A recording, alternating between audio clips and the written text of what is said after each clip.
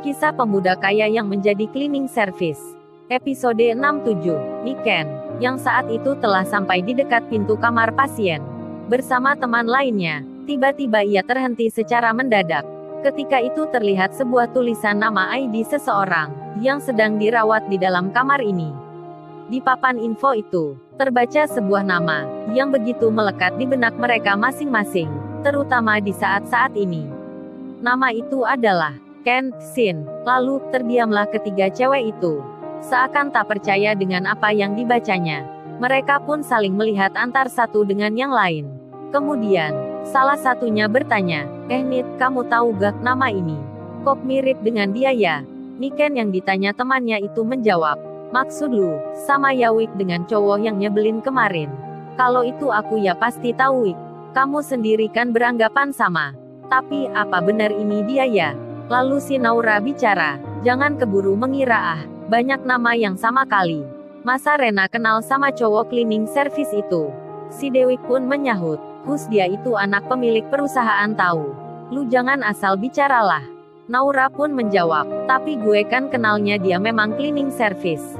Lagian entar kita kan, juga gak kerja lagi di tempat dia, jadi gak ngaruh lah. Sementara, Rena terlihat sudah masuk di dalam kamar itu. Dokter cewek yang menelponnya, terlihat masih ada. Lalu ia bertanya, ini Mbak Rena yang bicara di telepon tadi ya? Si Rena pun menjawab, iya dok, ini saya sendiri.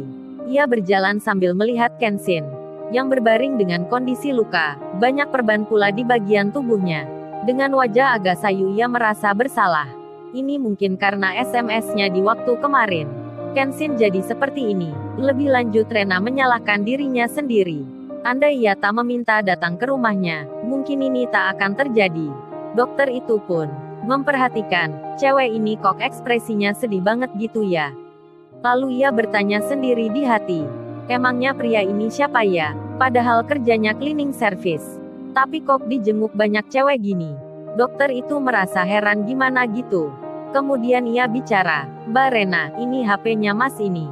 Sang dokter memberikan HP Kensin itu ke Rena. Waduh, Rena megang HP jadul nih. Dan si Rena pun menerimanya, sambil berkata, makasih ya dok. Rupanya sang dokter baru sadar juga. Kalau cowok ini kayaknya orang tak punya handphone aja udah tipe lama. Tapi aneh juga, zaman gini, masih ada cewek yang baik hati, mau mengunjungi cowok yang biasa. Sang dokter makin bertanya. Lalu, ia menyudahi prasangkanya sendiri. Ia sedang bicara di hati, sudahlah, tak tahu nih, entahlah. Niken dan lainnya, ikut pula akan masuk menyusul Rena. Tak lebih dari 7 langkah, Niken dan temannya itu, telah memasuki kamar itu.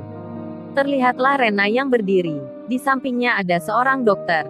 Di depannya ada orang yang nampak berbaring sedang menjalani perawatan. Kemudian, Niken dan temannya itu mulai berjalan mendekat. Mendekat dan mendekat, lalu sampailah Naura di dekat Rena. Ia pun menyapa dengan memegang pundaknya.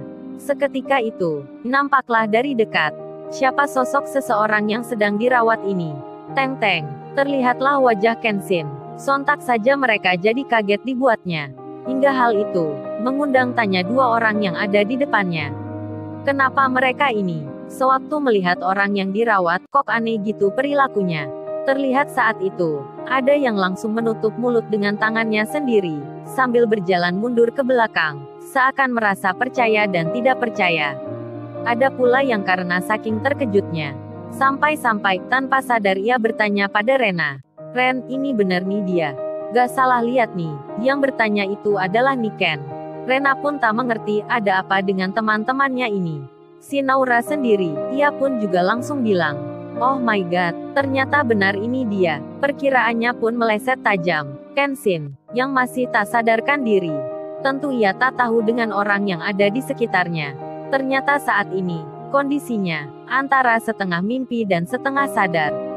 Tanpa diminta, ingatan memorinya berjalan sendiri. Kemudian terbaca, saat-saat sebelum kejadian ini. Waktu itu Iwan bicara, Ken, kita berhenti sebentar Ken. Kayaknya roda ban belakang motor ini rada kurang angin. Coba tak lihat dulu nih. Motor butut pun berhenti di pinggir jalan. Jam terlihat pukul 8 malam kurang seperempat. Kebetulan pula di jalan itu nampak sepi. Lampu di atas menyala kuning. Memang saat itu, mereka berdiri tepat di bawah tiang penerang malam.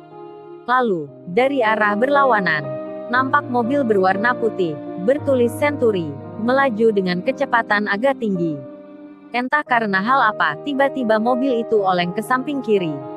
Terlihat kendaraan itu melaju, masih dengan kecepatan yang sama, bahkan, kali ini lebih cepat pula. Melihat hal tersebut, kebetulan ada beberapa pengguna jalan lain, yang sedang lewat berada di sebelah kanan. Lalu mereka semua berteriak keras-keras, mengingatkan kepada dua orang pemuda yang lagi berhenti di pinggir jalan itu. Mereka semua berteriak hal yang sama, agar cepat berlari menjauh. Namun, suara peringatan itu masih kalah cepat dengan laju mobil tersebut. Hingga kejadian yang tak diinginkan pun terjadi. Kenshin, yang pandangannya lagi melihat ke arah bawah, saat itu posisinya berdiri, sambil merhatikan roda ban yang baru saja diperiksa. Iwan yang saat itu berada tepat di belakangnya. Secara refleks ia segera berlari ke arah Kenshin. Lalu dengan cepat-cepat dan sekuat tenaganya, ia mendorong temannya ke arah sebelah kanan. Bermaksud untuk menghindarkan dari tabrakan mobil itu. Namun, usaha tersebut malah membuat dirinya yang menjadi korban utama. Iwan tertabrak pas di posisi depan. Sedang Kenshin terkena benturan bodi mobil di sebelah samping. Untungnya, ia segera terpental ke arah yang diharapkan Iwan itu. Kemudian, Kenshin dalam mimpinya ini, ia melihat temannya, yang terlempar jauh, dengan kondisi yang tidak sadarkan diri. Di tengah-tengah hal itu, tiba-tiba terdengar Kenshin bicara sendiri. Mirip-mirip orang lagi mengigau gitu. Wan Iwan, gimana kondisimu Wan? Lu ada di mana nih? Kemudian ia sadar, lalu membuka matanya. Dilihat di sekelilingnya, nampak seorang dokter yang berdiri. Lalu ia melihat lagi, meski pandangannya agak-agak buram. Ia bisa tahu, jikalau ada 3 perempuan yang ada di belakang, dekat pintu. Kemudian Kenshin mengalihkan pandangannya lagi. Lalu dirasakannya, jika di dekatnya saat ini, ada seorang wanita yang duduk sambil memegang tas kecil berwarna hitam. Kenshin pun merasa diperhatikan. Ia tak bisa melihat ke atas karena gerakannya terbatas. Lalu benaknya bertanya, siapakah wanita yang sedang ada di dekatnya ini? Lalu, bagaimana kisah selanjutnya? Subscribe channel ini untuk episode berikutnya. Terima kasih.